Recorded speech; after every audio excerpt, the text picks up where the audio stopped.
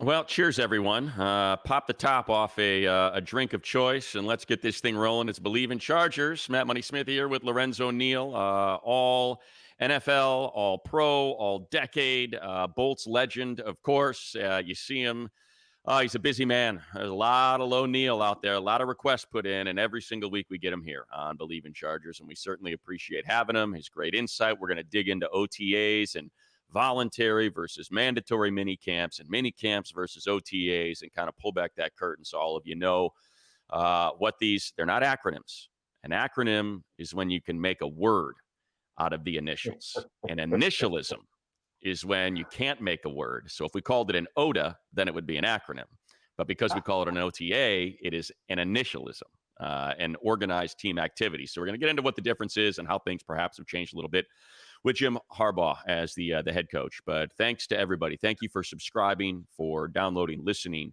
Appreciate the ratings. If you can do that, super simple. Pop one of the stars. And if you do have just a cool minute or two and you could write a little line in a review, that helps us grow the pod as well. Of course, you can watch Bleav TV. That's all over the place, airports around the country. And we are part of SI.com for Bleav Stories. And of course, if you're listening to this on the pod, you can watch it in video form and see what we look like as we are talking on the YouTube. So YouTube has it as well. Bleav in Chargers, BLEAV. So Lo, let's get started. They're in the midst of, I believe this is phase 2 of the off-season program, and it is called OTAs. It's still organized team activities. It's still voluntary, and for the most part, they have got 100% participation. How big of a deal is that guys like Khalil Mack and Joey Bosa are now out there for this portion of the voluntary program? I think it's huge money, and like I said, Harbs is great, reaching out to a lot of older veteran players, guys that played, in yesterday years, myself, the LTs, and said, hey guys, I want you guys to be involved. Drop some knowledge on these guys. Talk about your journey and what it was like while you're playing. What's it like to play like a Charger when Marty days, the hard physical aspect, just to what it to be a champion. And Harbaugh's played in that era too. He played on the Chargers as well, and you know how tough he was. But it's a reflection. So I think right now Harbaugh's trying to see how many guys are committed. When you got the Khalil Macks and you have Bosa there, these guys, let's face it, their better days are behind them. They could have went out and brought in other players and said, hey, we're going to go younger, make better free agents, and go and get guys. And some teams do that to say, we're going to change. But so Khalil Mack and Bosa, those guys are there for their leadership. And of course, their play. They still can play at a high level. So those are the kind of guys that Harbaugh wants there and say, look, I understand who you are as a man. Football is leaving you. I understand, but right now we have to do something. I choose to do it with you men. I choose to do it with you veteran guys. So when he's bringing these guys in, it's not just for their football status. It's for the men who they are. It's for that leadership to say, hey, get guys at OTAs. Okay, let's practice at OTAs hard, full speed, because I want to get you guys prepared for the moment of when it's August and July and September.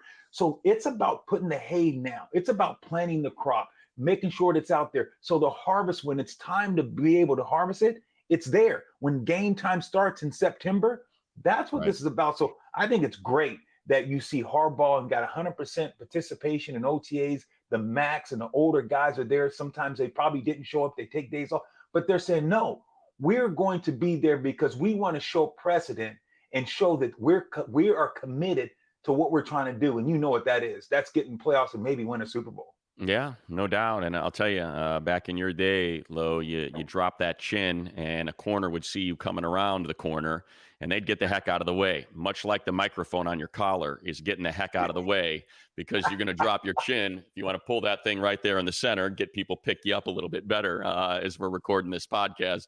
But Lo, there you go. But, they have a fullback. They got tight ends. We saw it in just the way they're lining up and in the pictures that the great Ty Knoll is sharing with everybody. You can kind of see how different this is going to look. And one of the big things that's different this year, Lo, as someone who's followed this team and been working with the team since they moved up here to Los Angeles, is I'm not used to seeing 11 on 11. I'm not used to seeing offensive linemen and defensive linemen engaged. And it does not look like it's just, hey, we're walking through this. No, these dudes are pushing and they're getting after it. And that is not something. And look, every coach wants to run their off-season program differently for whatever reason. Some guys don't like doing 11 on 11. They don't like full pads, but not Jim Harbaugh. These guys are in full pads and they are running 11 on 11. What kind of message does that send to the team of how this thing's going to go all season long? No question. It's like, get your piss hot and get it hot right now. That's what you're doing, man. You got guys out there, you're in full go. You're saying, look, man, we're not going to be titty bumping and running around. This is about right now setting a tone. This is how you play football. Football's a physical sport, right. Money. And you see so many guys, they're saying, okay, we're going live. We're going to go shells and we're just not going to go forwards, touch. And no, they want to see guys get their head in the right fit. They want to see guys go out and start moving people around. Harbaugh's trying to see who's going to play like I want you to play. Who's going to play the Harbaugh way? In the Harbaugh way, everyone says, oh, it's Harbaugh. No, he's not inventing anything. Right, he's not. But he's the old school. It's, hey, we're going to come out here and be 11 on 11. Use the OTAs. No, we're just going to go more 7 on 7. It's catching the ball and just being the finesse. Harbaugh said, no, we're going to go out here and create an attitude. We're going to create a bravado about ourselves. So when the season starts and training camp comes, you already know what to expect. It's about expectations right now. Harbaugh's setting expectations very high, understanding now that, hey, we're 3 months, we got June, July, August before guys put on pads in July, go to camp end of July. He's like, no, I want you guys to know what it's going to be like. I don't want training camps to come and all of a sudden guys are like, man, I wasn't expecting. No, you've been expecting this since OTAs. And that's what they're doing now. And I love it, man. Yeah, it looks as though, like we said, if there weren't a lot of guys there, if there were a number of players taking it off and working out on their own, and Joey's always done that. He and Nick, his brother Nick, work with their own personal trainers down in Florida. Joey always shows up in incredible shape. It's not like he's loafing. There's some photos going around the internet of guys that certainly looked as though they took it easy this offseason. Not the case with Joey, but I think the fact that he's there, shows by. And now Joey, has done that before in the past. He's shown up when, a little bit earlier than a lot of people anticipate, but it'll be nice to kind of hear. I'm anxious, yesterday, was it yesterday, day before? I think it was yesterday. That they had availability, and Navarro Bowman, new linebacker coach, Navarro, obviously a heck of a player for the 49ers, an all-pro, multiple years with Harbaugh, kind of the leader of that defense. One of the leaders of that defense. He's now their linebacker coach, and he talked about setting the tone and physicality in that linebacker room. And it was interesting to hear him talk about Junior Colson. Here's someone that went to a Super Bowl, didn't win it, but they went to a Super Bowl, multiple NFC championship games, part of the best defense in the NFL. And hearing him, and I just envision him, in the same sort of frame as I envisioned Denzel Perriman sitting in a room. And he talked about Junior Colson kind of walking the guys through it, and a rookie, right? A rookie 3rd round pick who's now in the linebacker room, kind of walking these guys through what the defense is. And I think the way he described it, his quote was, he didn't say dumb it down, but he said he's able to put it in player speak for these guys. And it's a huge asset having him here to kind of walk the guys through it. And that was something that certainly stood out to me. Yeah, and I just love that you bring in a guy like Navarro Bowman, who played the game reckless and abandoned, but always under control. Here's a guy that was physical, understand that gross of knee injury that, kind of made his career kind of go pivot in the wrong direction because Right. the way he tore up that knee against Seattle. But here's a guy, that's tough. A guy that I love, a guy that I have a great relationship with.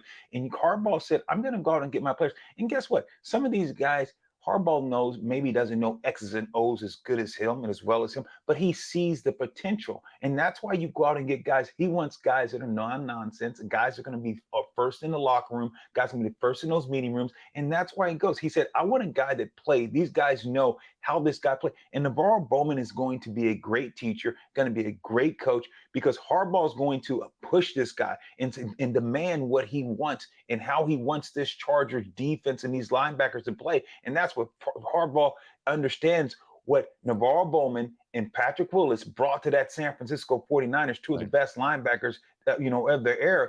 They were physical, and Harbaugh was a huge part of that because of the culture. And that's what he's creating in LA right now. That, Money. It's about creating a culture, a tough, physical, no nonsense, get up, Keep going, keep swinging, never die, and never quit. Reminder, speaking of never quitting, don't quit on BetOnline.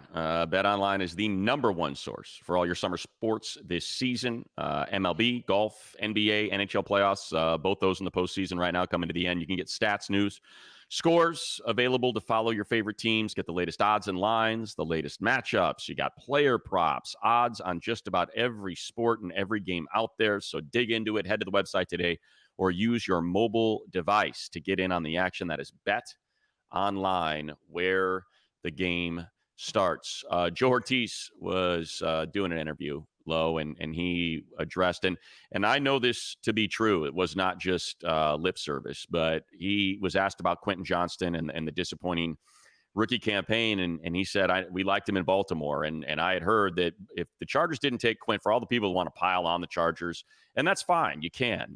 Dalton Kincaid has a shot to be the best tight end in the NFL inside of 5 years, and Zay Flowers had a great rookie campaign and helped Baltimore get to the AFC Championship game, albeit in that game he had one of the great boneheaded plays in playoff history. But, and Jordan Addison was arguably the best rookie receiver, all selected behind Quinton, but he pointed out, if the Chargers didn't take him, we really liked him. And I would imagine Baltimore was probably going to take him at 22 if the Chargers passed on 21. But he, was very, very straightforward. He said, we expect big things. We expect a big jump out of Quinton this year. And, we've gone through this for how disappointing a season it was. That, how do you react to that? How do you bounce back? Do you crawl into a hole? Do you face it? Do you acknowledge it? And it looks, and then put in the work to overcome it. And it appears as though Quinton has had that type of offseason, was working throughout the entire offseason, a lot of social media of him with Marvin Harrison Jr., who was getting ready for the draft and his rookie campaign. Those two were working together a lot in the offseason, and now shows up at camp. Looks like he's in incredible shape. Was there from day one of phase one, and obviously here in phase two, and saw a couple nice videos of him. And granted, it's not a game, but at least it's him using his hands and doing a better job of snatching that ball as opposed to kind of body catching it, which was a big problem last year. So it appears as though he's worked on a lot of stuff. And I would say, that's going to be a big part of this. And for those that were kicking and screaming about picking wide receiver at 5, this clearly is something that went into, that process of thinking of taking Joe Alt, feeling good about who was going to be there in the second round, knowing that you had Quinton Johnston that clearly this team expects big things from, here in season 2, despite what the production looked like in season 1. And no question. And I think when you look at Quinton, here's a guy that expectations are high. This is a guy that got drafted very high last year. Money we talked about, alluded to, this guy needs to step up, make better plays, and do a lot of things. And mid part of the season, you saw him trying to utilize him and go to him. And at times he was dropping balls because he's pushing, trying to make things happen. And he's body catching, letting the body come in. He wasn't trusting his hands, wasn't putting his hands out there, like you said, and plucking it out of the air and putting the ball away. And that's when you become a body catcher. You cannot play in this league and be a great receiver. So what did he do? This offseason, he understood that the bar was raised. And Harbaugh and those guys, you don't think they called this guy in before the draft and say, look, guy, we believe in you. We're going to give you opportunities. Last year was a rookie year. We put a lot of pressure, but this is going to be a year that they're expecting that this is the second year. He's expecting great things from this guy. And a lot of times, in no disrespect, the previous regime, but sometimes guys just baby guys. And sometimes coaches know you got to be a coach that can be the jack of all trades and understands the different mentalities. When you're playing, when you're a coach, Money, this. Some guys love that in your face, let's go. And you got to get guys mad. And then there's some guys that if you jump on them like that, they'll go in a shell, they'll get nervous, and you'll see them just wilt right in front of your eyes because they are not used to that type of communication. And there's the guys that you got to give the attaboys and put and pump them up and say, hey, you can do this. But you got to be a good mixture And that's what Harbaugh's trying to do. Yeah. Harbaugh's played this game, and he's going to say, hey, Q, we're going to find out what pushes him. And I've seen coaches, hey, coach, don't do that. This kid, he doesn't respond like that. This is what we got to do. But you still got to give them, you still have to be demanding. You still have to be forceful, but you have to let them grow. And that's the biggest key that I think that Harbaugh is going to bring that's different than the other regime. It's still stern. It's still honest, it's still fair, but it's demanding enough that guys get the signal without necessarily just cowering down or being in a position that they just feel so combative. That's how you have to be a great leader in the National Football League, because you got so many guys that come from different programs that have been able to get away and do certain things. So that's why your coach and his coaching staff has to know his players. And I think Harbs is doing a great job of trying to get his coaches and players on the same page. Yeah, and and there's something to be said about synergy, from coaching to the front office to ownership. Going to get the players that you ask for, the type of players that you Bleav will help you win games, ownership being willing to pay those players. And I make that segue because we saw Bud Dupree out there, and that's the biggest money free agent that they've signed this offseason. And they drafted, a Boygby in the 4th round. Some people thought that was a little rich, that follow the draft, that rate these players and stuff. But I think what it shows, and the fact that Keenan Allen and Mike Williams are gone, Khalil Mack and Joey Bosa are still here. Once the Bud Dupree signing happened, it made me recognize, okay, certain defenses run certain ways, and you need certain positions to be premium. You have to have premium players at certain levels. This is it's kind of dumb to say because every team wants a dominant defensive line, right? It immediately makes sure if you don't have to commit extra rushers, to try to speed up the offensive process, then yeah, that's a big advantage for you. Now you've got the numbers advantage, but what it signals to me is that Jesse Minter's defense is predicated. And it's interesting because that wasn't the case last year at Michigan, right? They had lost Aiden Hutchinson. They didn't really have any top edge rushers last year. They kind of did it creatively through a lot of disguised rushes and, blitzes and timely blitzes coming from different spots all over the field, whether it was corner, safety, linebacker, D lineman. You've got 6 guys on the line and 4 of them drop out and 2 more are coming from the next level. They just got very creative. But to me, it signals they Bleav in this front. And they're like, you know what?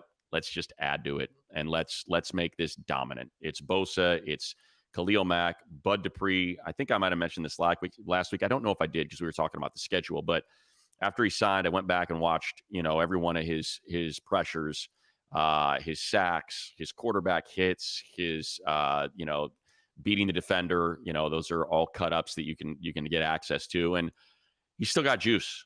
Bud Dupree still got juice, and he had a good year in Atlanta last year and was definitely a reason why they were in it till the final week of the season. So to me, it suggests that the way this defense is going to play, for all those that are a little concerned about the corner level, which I am, and the safety, which I am, it's, you can make okay players good because of a pass rush. And it looks like that's how they're going to attack this.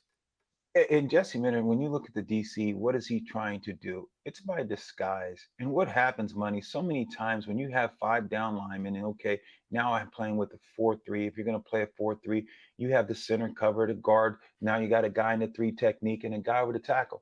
Now, if you walk that linebacker, outside backer to the outside, now they got to slide. You got to give that Lenny. Now it's telling the line to slide left because you have a wide guy. But now if you walk up the mic into the A gap, now you got to squeeze. That means if he's in A gap, now he's in the A gap, the guard has to block down. And now the running back has to block the guard's man, because if the quarterback's under center and the guard and the Mike linebacker walks in that A gap between the guard and the center, he walks in there tough. And there's a nose guard over the nose. And the 3 techniques playing over the guard, meaning there's a man outside shoulder of the guard. If he walks in there and the quarterback's underneath, this guard has to block him, because the running back can't come from 5 yards deep to go make that block.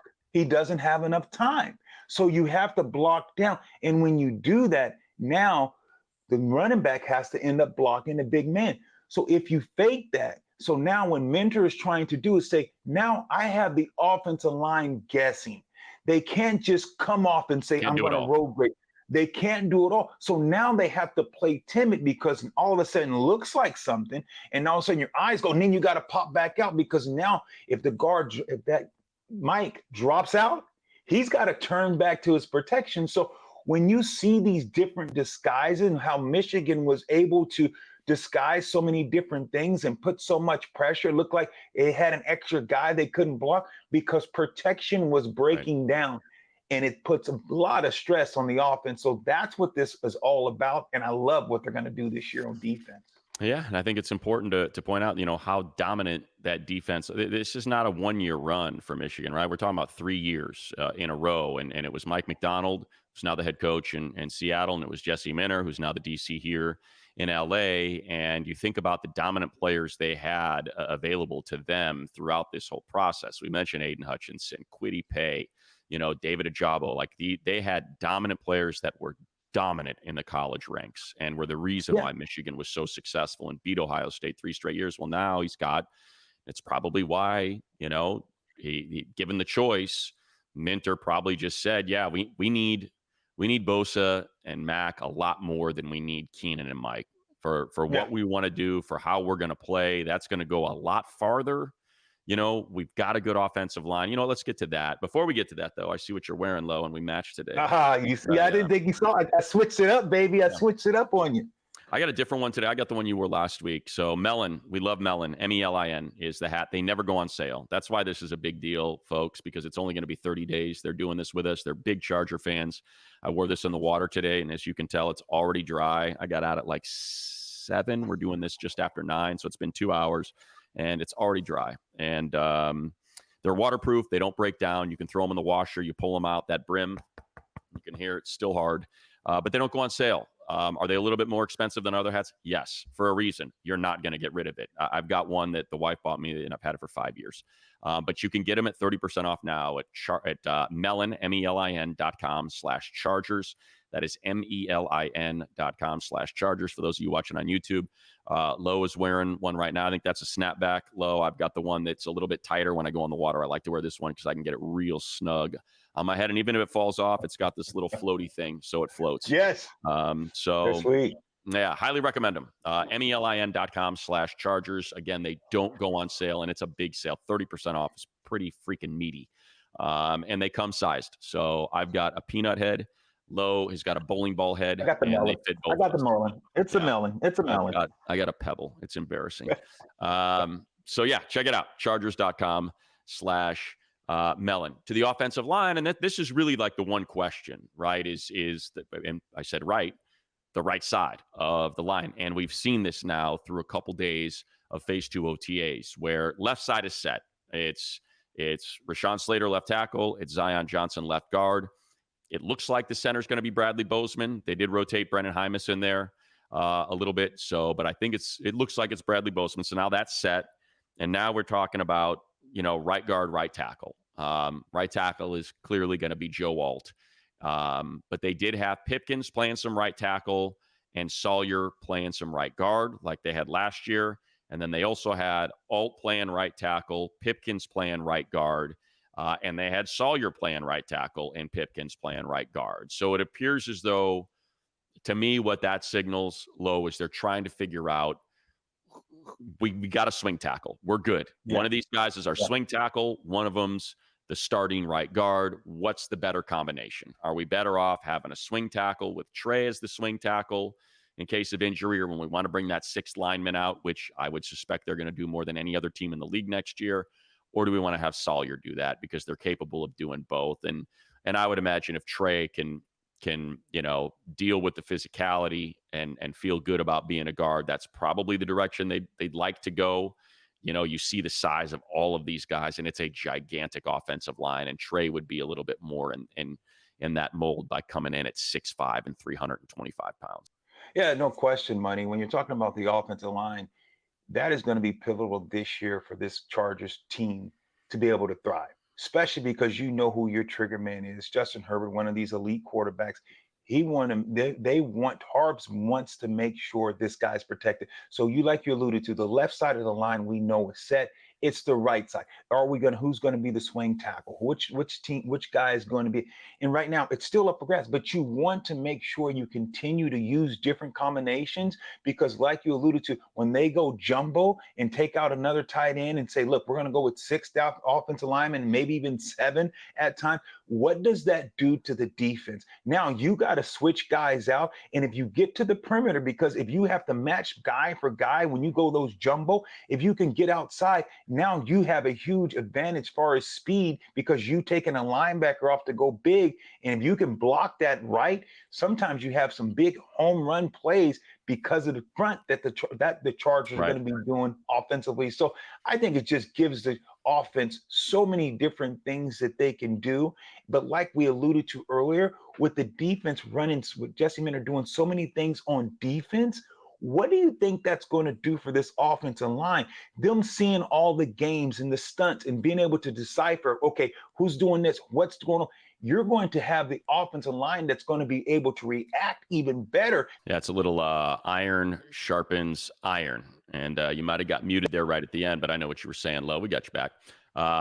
It's a little bit of iron sharpens iron. You know, if the toughest defense you see all year is in your practices, you're gonna feel pretty darn good when you go into games. And one of the things that jumped out from the media availability portion of OTAs was the first team defense went against second team offense. First team offense went against second team defense, and both first teams absolutely carved the other unit up. The first team defense, I think Easton Stick was intercepted 3 times, nearly a fourth, and Herbert, connected on his first 11 passes. Ladd McConkey was featured. Like we suspect, he's going to have it looks like that's going to be a pretty special relationship, but that's what you want to see. You want to see your ones dominate your twos. If they don't, we got some issues. But one of the guys whose name popped was Troy Dye. He signed as a special teamer, primarily linebacker, but someone that, we've seen Nick Neiman when he's gotten his opportunities, even though he's just a standout special teamer for the most part for this team, really has shined. Had that huge interception in the game against Minnesota when they were 0-2 in the end zone and, led to that interception. So in the end zone that ended the game. So, Troy Dye might be one to keep an eye on as we're trying to project if it's Colson and Henley, or is it Colson and Perriman? Is it Perriman and Henley, or Neiman, or how is this going to shake out? Well, after picking off Stick, and he should have picked off Herbert, just happened to drop it, but he read the play perfectly. Maybe that's a name to keep an eye on. But I think that's something you want to see. They weren't running ones on ones, but if they're doing 2-on-1, you want to make sure the one side dominates, and that seemed to be the case on I think it was Monday. I think it was Monday that happened. Yeah.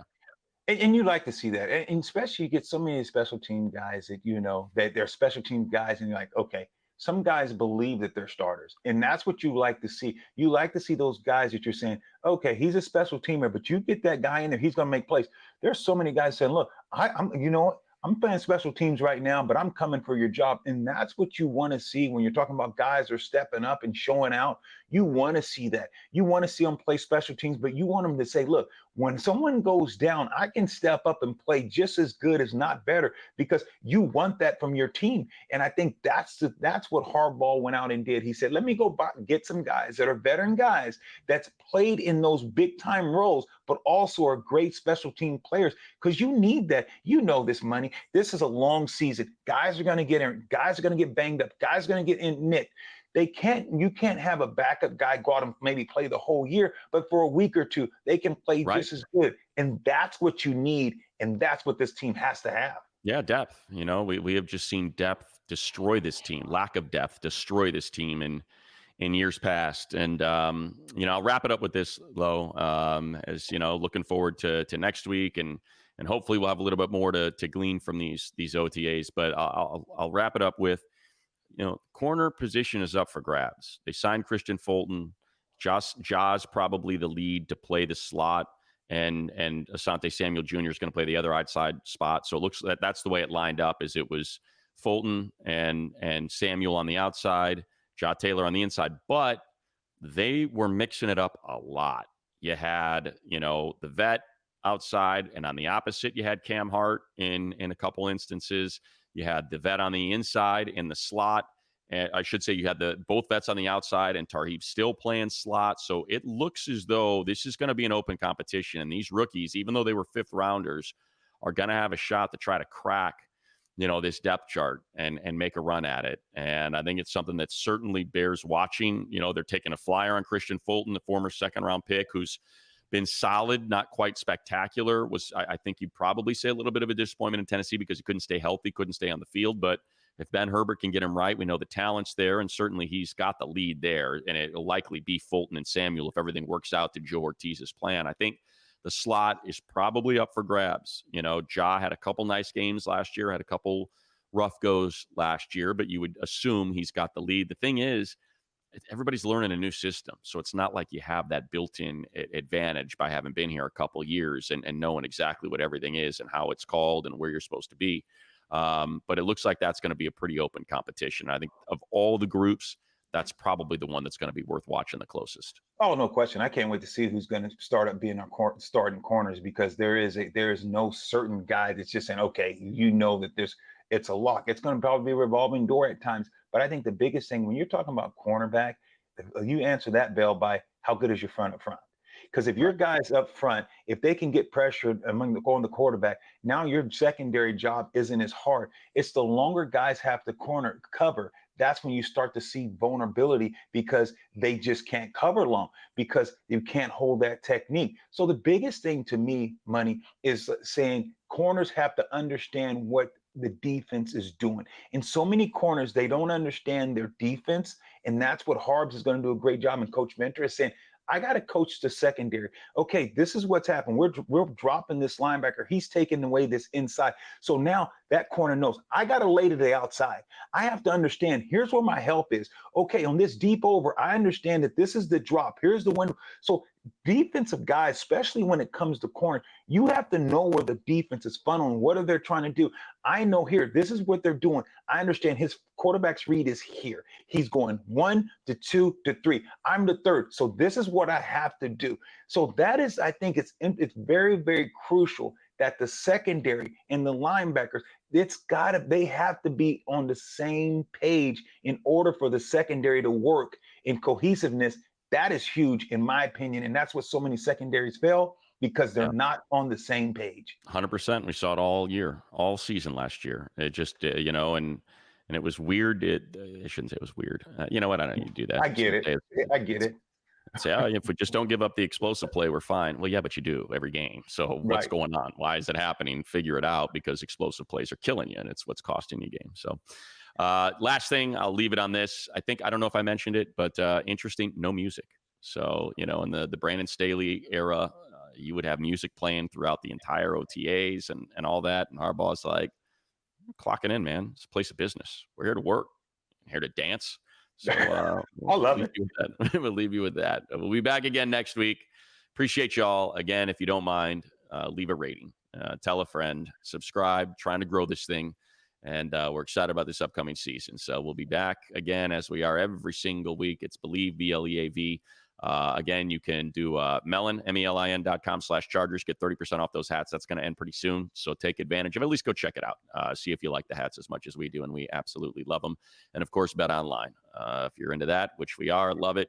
Check out BetOnline on your mobile device. Or Let me leave you with this, Money. I'll leave you with this. Give me my theme music. Exactly right. We'll be back next week.